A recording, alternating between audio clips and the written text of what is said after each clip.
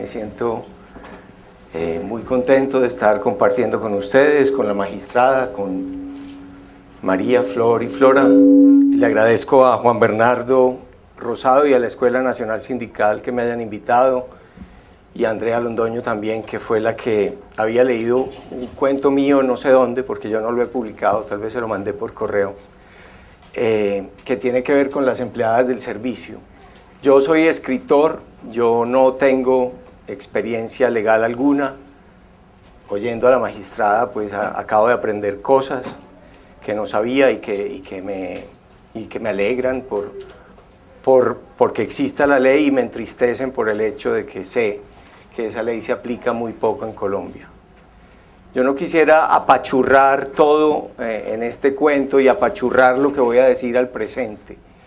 Los escritores trabajamos con la propia experiencia, trabajamos con la propia vida, y luego esa vida, esa memoria de la vida, esa memoria de lo que nos cuentan, lo transformamos en la cabeza en historias que son más o menos reales y más o menos inventadas. Para mí, para mi vida, dentro de mi vida, las empleadas del servicio doméstico o las muchachas del servicio, como se les decía en mi casa, pues siempre han sido una presencia muy importante desde que yo nací, porque en mi casa había empleadas del servicio doméstico, empezando por una que había sido la niñera de mi mamá y que seguía viviendo en mi casa. Ella se llamaba Sixta Sánchez, pero le decíamos Tatá, y ella siguió viviendo en mi casa hasta que se murió, también en mi casa. Ella era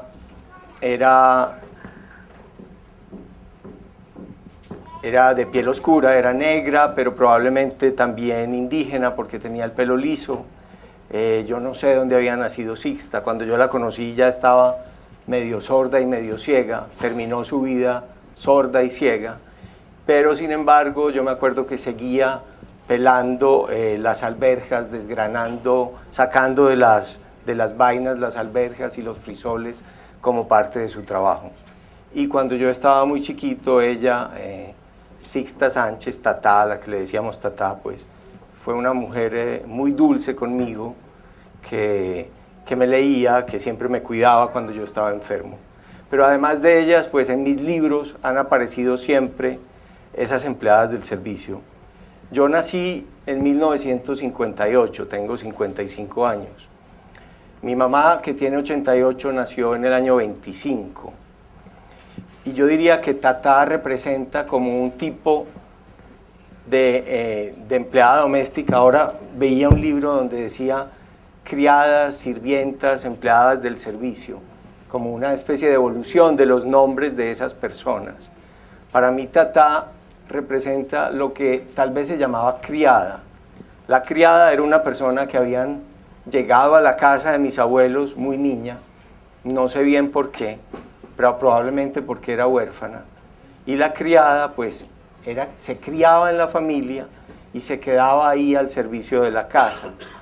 En el caso de Tatá, creo que con un sueldo mínimo, creo que sin ninguna prestaciones sociales, sin nada, pero había así una relación muy familiar y muy íntima con ella. Mi mamá decía por lo menos, que quería mucho más a Tatá que a su propia madre, y que desde niña, si Tatá hubiera renunciado y se hubiera ido de su casa, ella hubiera preferido irse con ella que con la mamá.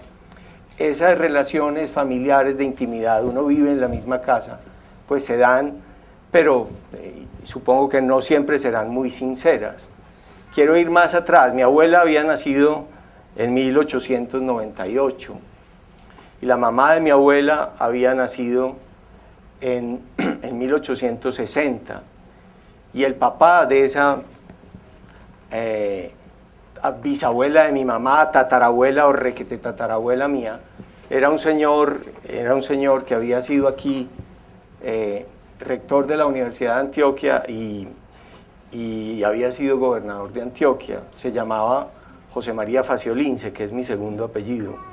Y en mi casa se guardan muchos papeles viejos, y hay un papel viejo que se guarda de ese señor José María Faciolince, que yo no conocí, pero que él firmaba como gobernador de Antioquia la liberación de una esclava, Ramona. Hay muchas novelas sobre, o no muchas, pero hay novelas muy bonitas, algunas, sobre la esclavitud, novelas del siglo XIX. Una novela como La cabaña del tío Tom se dice que ayudó más a la liberación de los esclavos en la guerra de secesión de Estados Unidos que muchos discursos y que muchas leyes. A veces las novelas crean una conciencia en las personas más importante que lo que se hace en los códigos. Las novelas, como tratan de ponerse en la piel de las otras personas, las historias literarias tratan de ponerse en la piel de las otras personas, hacen que los lectores sientan como una simpatía, una empatía y se identifiquen con esas personas y entiendan cómo sienten. En mi casa hubo empleadas del servicio, yo diría de todos los colores. Aquí había un señor que decía que los colombianos somos café con leche, algunos con más café y otros con más leche, pero que todos somos café con leche. En mi casa hubo tinto sin leche, hubo café pintadito, hubo con mucha leche, hubo algunas que eran también pura leche, casi sin tinto, como si les cayera mal el café. Eso pasa mucho en esta región donde somos de todos los colores, porque si uno mira a Obama es hijo de una blanca mona, ojiazul y un negro africano. Y Obama se casó con Michelle Obama, que es descendiente de negros, y por eso las hijas de ellos dos, pues uno las ve y parecen más bien como gente del Chocó. Pero si Obama se hubiera casado con una blanca como la mamá de él, probablemente tendría ahora hijas muy blanquitas o más tirando a blanquitas. Eso es así, esa mezcla. Si ustedes vieran la foto de un bisabuelo mío de Jericó, de apellido Gómez, esa foto es de un señor negro. Yo no parezco ya casi negro nada, como que no tengo tantos rasgos de él, pero aquí todos en realidad somos café con leche. Y si queremos analizar nuestros orígenes reales y verdaderos, pues primero que todo, todos tendríamos que saber que todos salimos de África, que el ser humano se generó en África, que todos somos africanos y que los cambios de color se han dado es porque haya más sol o menos sol y mejor o menor adaptación a las condiciones climáticas. No sé por qué me fui tan lejos, pero tal vez por tratar de entender lo que soy, dónde estoy y lo que les quiero decir. Yo les voy a leer un cuento, yo no tengo una conferencia preparada, sino un cuento. Es un cuento sobre dos empleadas del servicio de la casa. En este cuento hay cosas que son verdad y cosas que son mentira, cosas que yo me invento. Pero en general está basado en datos reales. Este cuento yo lo escribí cuando mi hijo tenía 5 años, hace unos 20 años. Y nunca lo he publicado porque habla como de cosas muy íntimas de estas empleadas del servicio de mi casa y no lo he querido publicar. Ustedes van a entender por qué cuando lo lean. Y tampoco lo quiero publicar ahora, pero se los quiero compartir a ustedes leyéndolo, no para juzgar a nadie, espero no para que juzguen bien o mal a la gente de mi casa, sino para que sepan cómo pueden ser las relaciones en una familia con unas empleadas del servicio. El cuento se llama Emma y Teresa, que son los nombres de esas dos muchachas. Tal vez los nombres reales no sean esos, pero en el cuento se llaman Emma y Teresa. Las muchachas del servicio de mi casa, que ya no están tan muchachas, tienen nombres hermosos y literarios. Emma como Emma Bovary, y Teresa como Teresa Panza, la esposa de Sancho, o como la Teresa del famoso soneto de Eduardo Carranza que dice: Teresa en cuya frente el cielo empieza. Ellas no van a leer esto que escribo sobre sus vidas en esta silenciosa madrugada de insomnio y angustia, después de muchos más tequilas de los necesarios. Teresa, porque Teresa no sabe leer, y Emma, porque Emma no lee suplementos literarios, mucho menos si estos se publican en la red y en alemán. Esto lo escribí para un periódico alemán y por eso digo que se iba a publicar en alemán. y lo de los tequilas es porque lo escribí en México. La angustia, la mala conciencia, el correspondiente insomnio con el que la mente me despierta y castiga, deriva de una causa muy simple. Hace un par de semanas nos mudamos de casa y Teresa estuvo ayudándome durante varios días a meter en cajas los miles y miles de libros de la biblioteca y después, en la nueva casa, a sacar de las cajas esos mismos miles y miles de libros para acomodarlos otra vez en las estanterías. Ella, Teresa, trabaja con nosotros, primero con mis padres, ahora conmigo, desde hace 33 años. Es decir, exactamente desde los días en que yo empezaba a ir al kinder a aprender a leer. Mi hijo Simón, en este momento, también está empezando a aprender a leer. A veces él y yo nos sentamos en el escritorio, tal como nos sentábamos hace más de 30 años, mi papá y yo ante este mismo escritorio, y él va deletreando con esfuerzo las palabras de un libro infantil. La camisa de Pedro es amarilla. Cuando termina de descifrar una línea, se siente contento y orgulloso. Me mira sonriente, seguro de que yo voy a celebrar su triunfo, y yo se lo celebro con un beso. Teresa pasa por detrás de nosotros, silenciosa como una sombra, laboriosa y casi imperceptible, como una hormiga, y tal vez ni siquiera piensa que la historia se repite 33 años después, que otro niño aprende a leer mientras ella trabaja, mientras ella le sirve la comida y le lava las camisas y me les quita el polvo a los 10,000 o 15,000 libros que ya casi ni caben en la casa. Cuando me llaman por teléfono y no estoy, Teresa finge que toma los recados. Ella dice, por ejemplo, sí, repítame su nombre y teléfono. Y se demora el tiempo que ella sabe que la gente se tarda para escribir un nombre y un teléfono, pero no los escribe, porque Teresa no sabe leer ni escribir. Es uno de los pocos defectos de Teresa, no sabe dar razones. Antes las daba bien, pero se grababa nombres y teléfonos de memoria, pero últimamente le falla la memoria, y algunas personas piensan que yo no contesto las llamadas de gusto y que cada día me vuelvo más arrogante y más creído.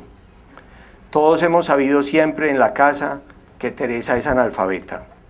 Recuerdo que hace como 20 años, cuando se puso de moda en Cuba la campaña de alfabetización, a mi papá le entró la manía de alfabetizar a Teresa.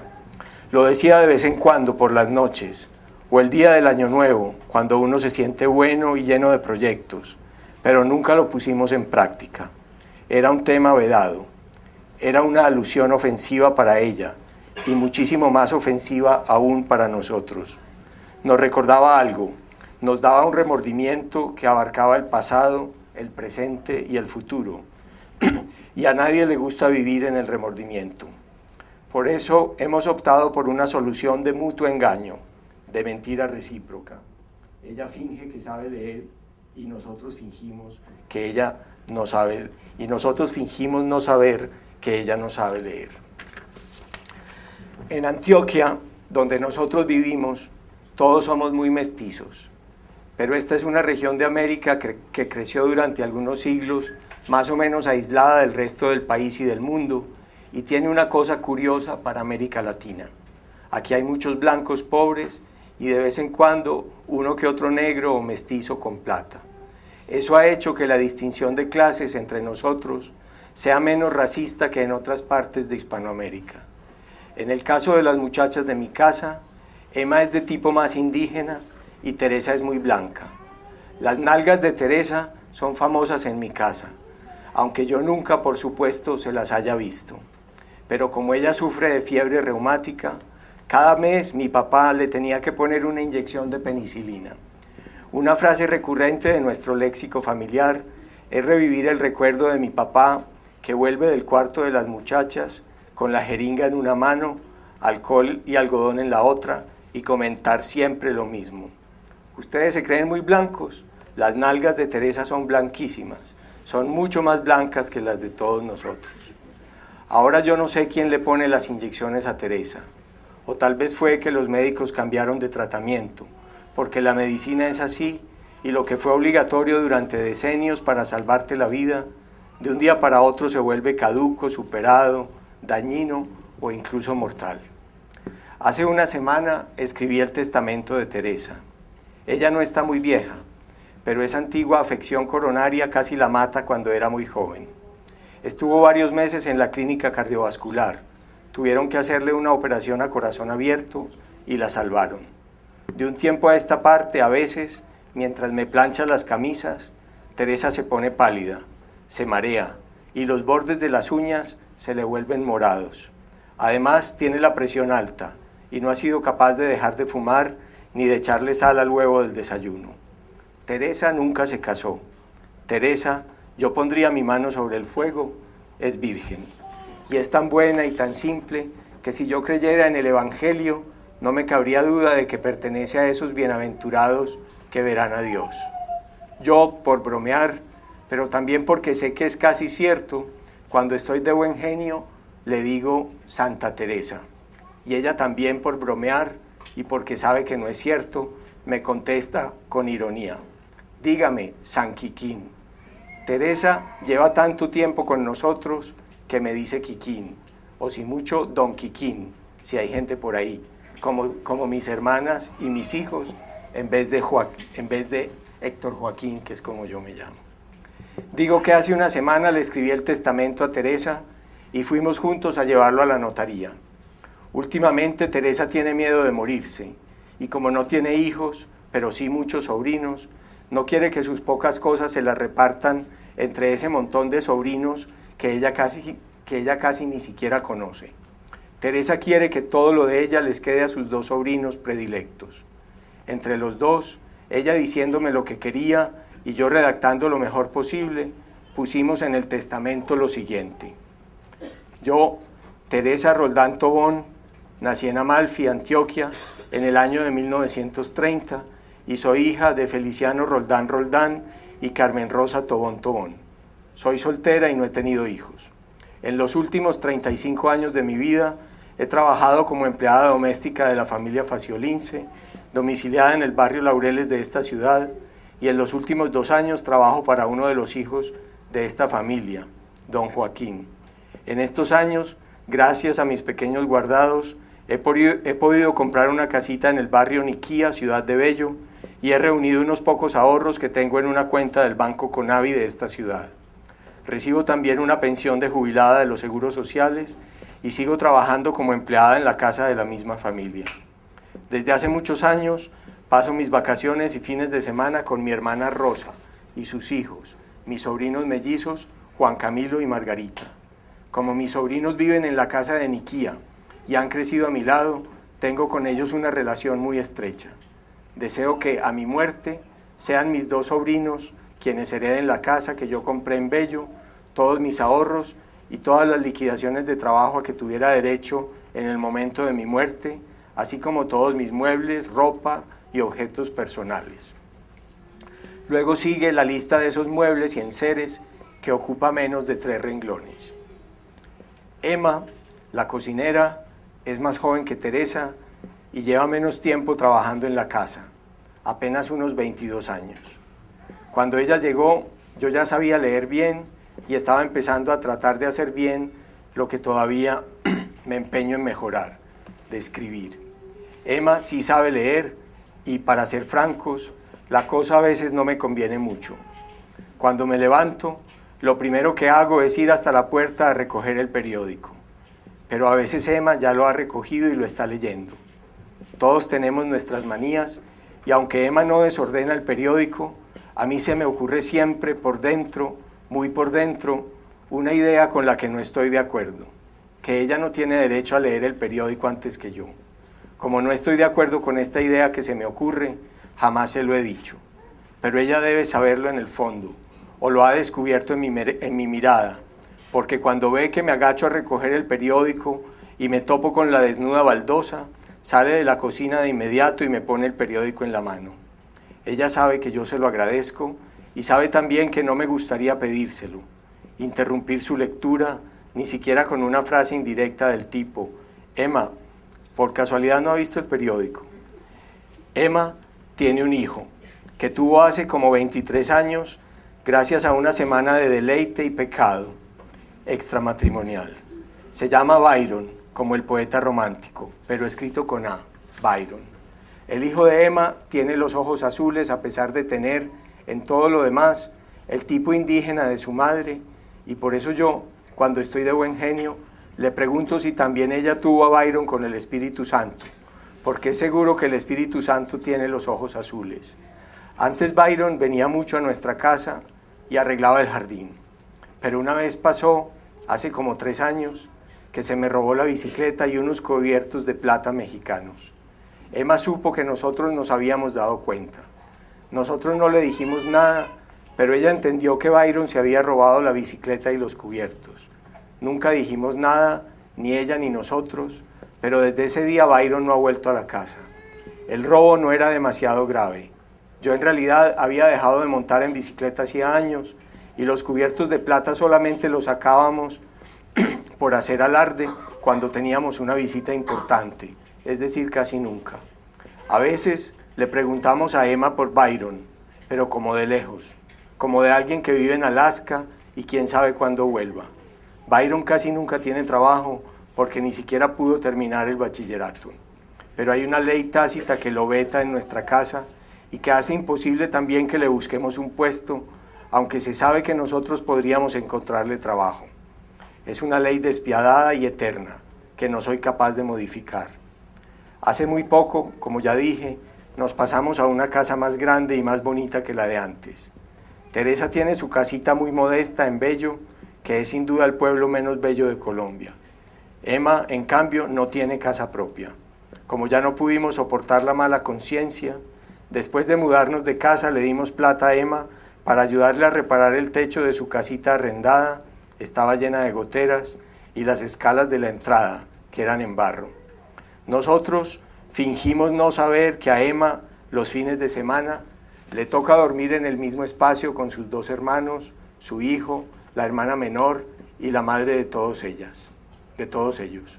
Ya ven, estas cosas se pueden escribir y se deben escribir porque así uno se da cuenta de su propia miseria. Pero solo se pueden leer o publicar lejos, en Alemania, en otra lengua, en alemán. Ya saben, yo voy a estar en Medellín este lunes, después de leer en público este cuento, y les voy a decir, hipócrita, asqueroso, con mi mejor sonrisa: Emma, cuénteme, ¿qué hay de Byron? ¿Ya consiguió trabajo? Y Emma mentirá que va a jornalear por unos días como ayudante de un albañil. Más falso todavía, voy a decirle a Teresa: Teresa, dígame, ¿quién me llamó en estos días? Y Teresa también me mentirá: nadie, don Quiquín, nadie. A usted desde hace tiempo ya no lo llama nadie.